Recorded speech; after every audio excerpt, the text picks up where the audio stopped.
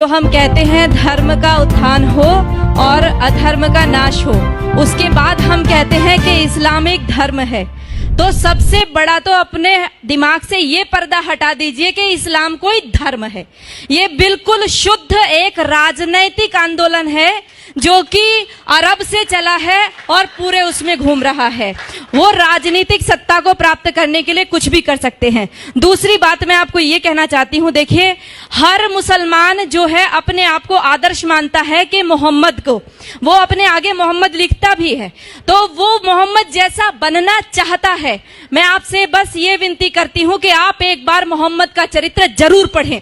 जैसे हम रामायण को पढ़ाने के लिए कहते हैं ना, वैसे आप सबसे विनती है कुरान को पढ़िए और मोहम्मद के चरित्र को पढ़िए। ये पढ़ना बहुत जरूरी हो गया है। राम को पढ़िए और उसको पढ़िए। लोगों को प्रेरणा कीजिए कि कुरान जरूर पढ़ें।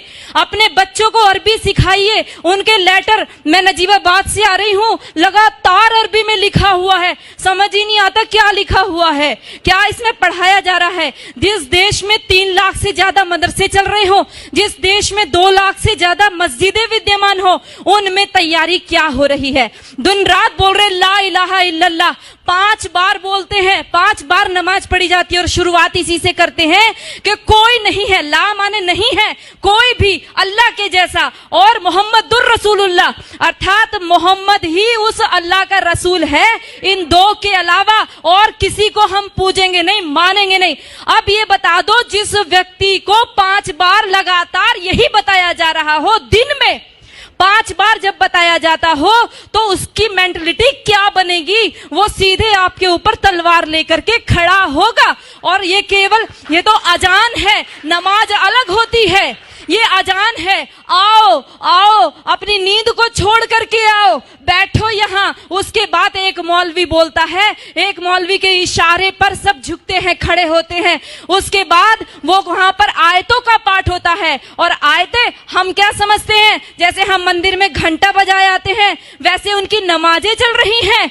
बिल्कुल गलत सोच है। वो नमाज इसीलिए पढ़ रहा है कि हमारा विनाश करना है।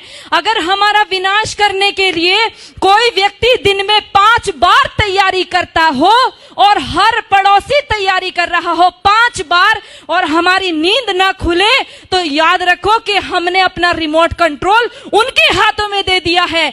उनको प्रॉब्लम हमारी गाय से नहीं है, उनको प्रॉब्लम हमारी माताओं बहनों से भी नहीं है, उनको प्रॉब्लम है केवल हमारे अस्तित्व से। जब तक एक भी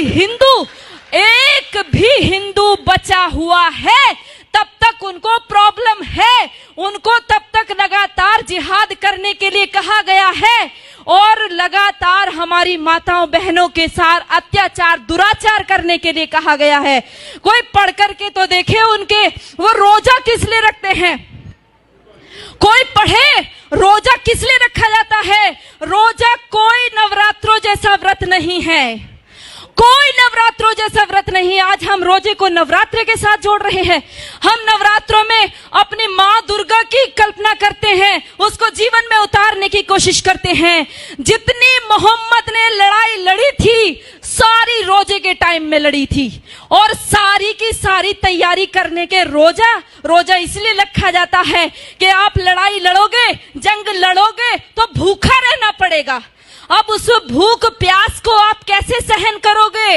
आप रोजे का असली शब्द ढूंढ करके लाइए। उनके अरबी कोश में सोम शब्द है, जिसका अर्थ है घोड़ों को भी हफाना, अर्थात घोड़े भी तैयार करना और खुद अपने शरीर को मजबूत करना। अगर उस रोजे की इफ्तार पार्टी में सारे के सारे हिंदू जाकर के बैठते हैं, आश्चर्य होता है जब लखनऊ के मंदिर के मठाधीश भी जाकर के रोजे की इफ्तार पार्टी मंदिर के अंदर कराते हैं, और हम सब लोग केवल फेसबुक पे 1-2 गुस्सा निकाल करके रह जाते हैं। मैं आप सबसे विनती करना चाहती हूँ, याद रखो इनके 5 स्तंभ, जिसमें कहा तौहीद, एक ही ईश्वर है, एक अल्लाह है, उसके अलावा हम किसी को मानते ही नहीं है। हम कहते सर्वधर्म संभाव। अरे लानत है हमारे ऊपर। 1400 साल से जिन लोगों ने केवल कत्लेआम मचाया हो, आज भी हम उनको धार्मिक कह रहे हैं। वो अल्लाह के अलावा और किसी को स्वीकार नहीं करेंगे, वो हर स्तर पर करेंगे, वो दाढ़ी रख करके भी करेंगे, वो पैंट शर्ट पहन के करेंगे, वो अरबी बोल करके करेंगे, वो हिंदी बोलेंगे, वो इंग्लिश बोलेंगे। लक्ष्य केवल एक उनका स्पष्ट है, वो है जब तक एक भी काफिर जिंदा है अल्लाह का काम रुकेगा नहीं। और जो लोग कहते हैं, जिन्होंने बोला रघुपति राघव राजा राम पतित पावन सीताराम, और अगली पंक्ति जोड़ दी ईश्वर अल्लाह तेरो नाम, लानत है हमारे ऊपर। हमने कभी पढ़ करके नहीं देखा अल्लाह कहते किसको है। हमने ईश्वर के बराबर अल्लाह को रख दिया। अरे हमारा ईश्वर दयालु है, कृपा करता है, परंतु अल्लाह का आदेश है। कहां पढ़ोगे? कुरान पढ़ोगे। अल्लाह का साफ आदेश है, जो मेरे को नहीं मानता, जो जिब्राइल मिकाइल को नहीं मानता, जो मोहम्मद को नहीं मानता, वो काफिर है और काफिर वाजिबुल कत्ल है, वो कटने योग्य है। इतना ही नहीं कहा, जब रमजान का महीना खत्म हो जाए इनको घात लगा करके मारो। पढ़ो सूरा तौबा, पढ़ो सूरा अल बकरा, सारी की सारी कुरान की सारी ये आयतें पढ़ करके देखो, आपको साफ स्पष्ट पता चल जाएगा। हम सोचते हैं कि उनकी हज यात्रा, हम सोचते हैं उनकी हज यात्रा हमारी अमरनाथ यात्रा जैसी है। अरे पढ़ो भाइयों, यदि उनकी हज यात्रा हमारी अमरनाथ जैसी होती तो वहां पर सब लोग जा सकते थे, केवल मुसलमान ही क्यों जाते हैं? आज उनके ऊपर वो वहां से हमारे भाई पैसा भेजते हैं और वहां से वो अपनी सभ्यता को भेजते हैं। उनको कोई एम्बेसी में राजदूत भेजने की आवश्यकता नहीं है कि भारत में आप हमारे अरबी कल्चर का प्रचार कीजिए। ये सारे बढ़ाए हुए दाढ़ी, ये सारे ऊंचा पजामा और नीचा कुर्ता पहन करके सारे वहां से सीख करके आते हैं और अपने आप यहां पर आकर के सिखाते हैं। याद रखो, मिटेगा ये धर्म और आबरू भी जाएगी, तुम्हारे नाम से दुनिया को शर्म आएगी। यदि आज नहीं जागे तो कोई हमारे बचाने वाला नहीं है। ये नमाज खिलाफत का मिनी ट्रायल है। ये नमाज इसलिए कहता है कि एक खलीफा बैठाएंगे और उसका राज चलेगा। ये पहले भी हमारा देश आजादी के लिए जूझ रहा था और सारा मुस्लिम जगत खलीफा के लिए जूझ रहा था। इतिहास पढ़ करके देखो, मालाबार में जो युद्ध हुआ, हमारे लोग जो मारे गए वहां की महिलाओं के साथ, क्योंकि खिलाफत आंदोलन फेल हो गया। टर्की में खलीफा था, उसकी खलीफाई चली गई, खलीफा छोड़ करके इंग्लैंड भाग गया। वहां से इनको गुस्सा आया, आक्रोश हमारे हिंदू माताओं बहनों के ऊपर निकाला। वो जो लेडी रीडिंग को पत्र लिखा था हमारी हिंदू महिलाओं ने, कभी पढ़कर देखो, उन्होंने लिखा हमारी कितनी दुर्दशा हुई है। हमारे सामने हमारे बच्चों को, दूध मुहे बच्चों को भाले की नोक पर उछाल करके ऊपर टांग दिया गया। हमारी बेटियों माताओं के साथ में बलात्कार हुए।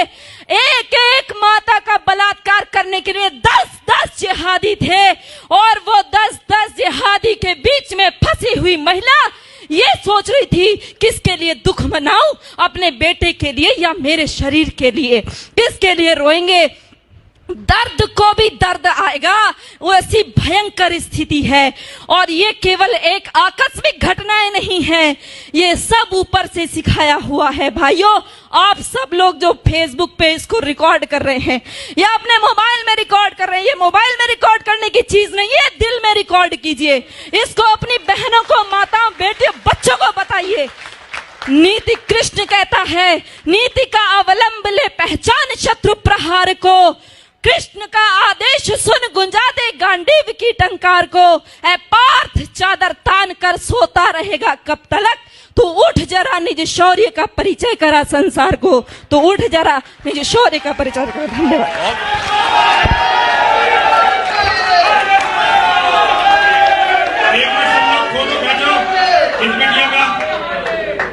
बेटा, ये हमारी माला जो है ये पूरी सोने की नहीं है। इसमें जितनी मिलावट हो सकती है उतनी मिलावट होती है। 1 तोले सोना इसमें होता है, बाकी मिलावट होती है। लेकिन हमें इसे बनवाने के लिए बड़ी मेहनत करनी पड़ती है। और यतीमा चेतनानंद सरस्वती जो तुम्हें अपने हाथ से इसे दे रही है ना, तुम जैसी बेटी जिस माँ ने पैदा की है ये उसका सौभाग्य है। पिता ने तुम्हें जन्म दिया है ये उसका सौभाग्य है। तुम्हारी जैसी बेटी होना ये किसी भी व्यक्ति के लिए इससे बड़ा सौभाग्य नहीं हो सकता। मैं तुम्हें नमन करता